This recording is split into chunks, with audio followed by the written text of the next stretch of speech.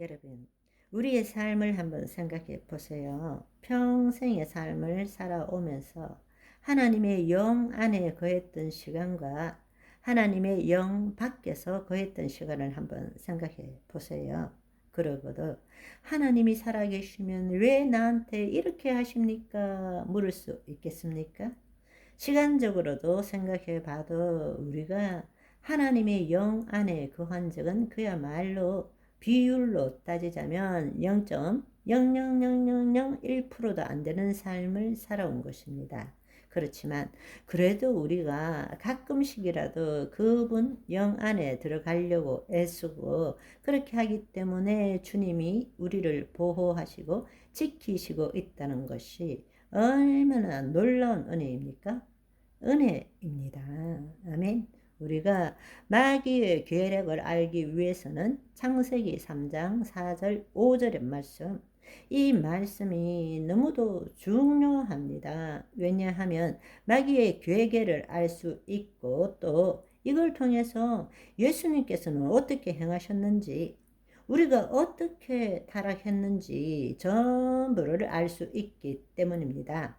창세기 3장 4절 5절을 보시면 뱀이 여자에게 이르되 너희가 결코 죽지 아니하리라. 너희가 그것을 먹는 날에는 너희 눈이 밝아져 하나님과 같이 되어 선악을 알 줄 하나님이 아심이니라. 여기에 보면 결코 죽지 않는다. 너가 그것을 먹는 날에는 눈이 밝아진다. 그 다음에 셋째로 하나님과 같이 된다.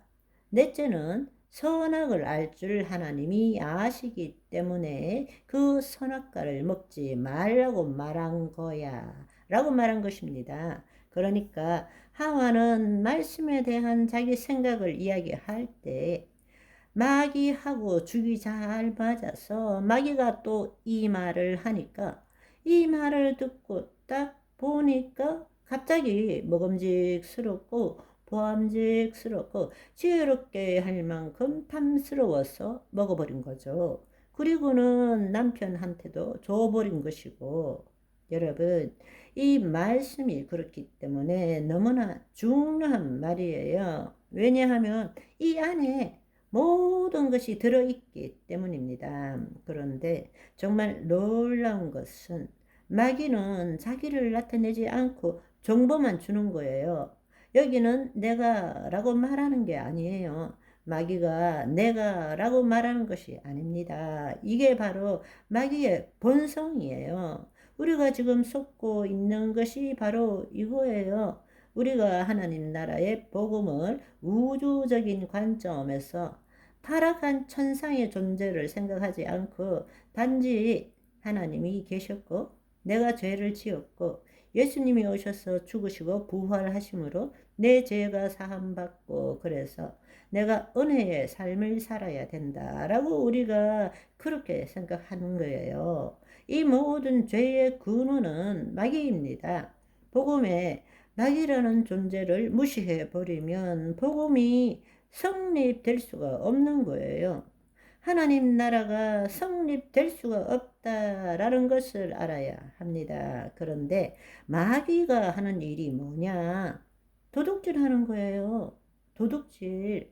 도둑질 한다라는 것은 몰래 들어와서 뭘 훔쳐갔는지 모르게 우리를 도둑질 한다라는 이야기예요. 그러니까 마귀의 본성이 자기를 나타내지 않고 우리를 타락시키는 거예요. 이것이 마귀의 전략이라는 것입니다. 자신을 나타내지 않고 도둑질하는 것입니다. 그런데 그 마귀의 전략에 넘어가서 오늘 우리가 가지고 있는 모든 신앙관에는 마귀를 집어넣지 않고 있다라는 것입니다. 그냥 죄, 원죄. 그렇기 때문에 우리가 하는 일이 뭔가 하면 죄 안 짓는 것, 거룩한 삶을 사는 것, 그것이 2대 강령이 되어버렸어요. 아니요. 우리가 해야 될 일은 마귀를 무력화시키는 것입니다. 아멘. 결코 죽지 아니하리라. 결국 죽지 아니하리라 라는 말은 본래 하나님과 생명적 관계를 가짐으로 우리는 영생을 누리는 존재였는데 죽지 아니하리라 이 말 때문에 결국에는 우리가 하나님과 생명적 관계를 잃어버린 것입니다. 마귀의 말에 우리 자유의지를 가진 혼이 속음으로 인해 가지고 하나님과 생명적 관계가 끊어져 버리고 우리는 영생이 아니라 죽게 된 거죠. 결국 우리는 어두움 속에 살게 되고 결과적으로 죽음을 두려워하게 만든 것입니다.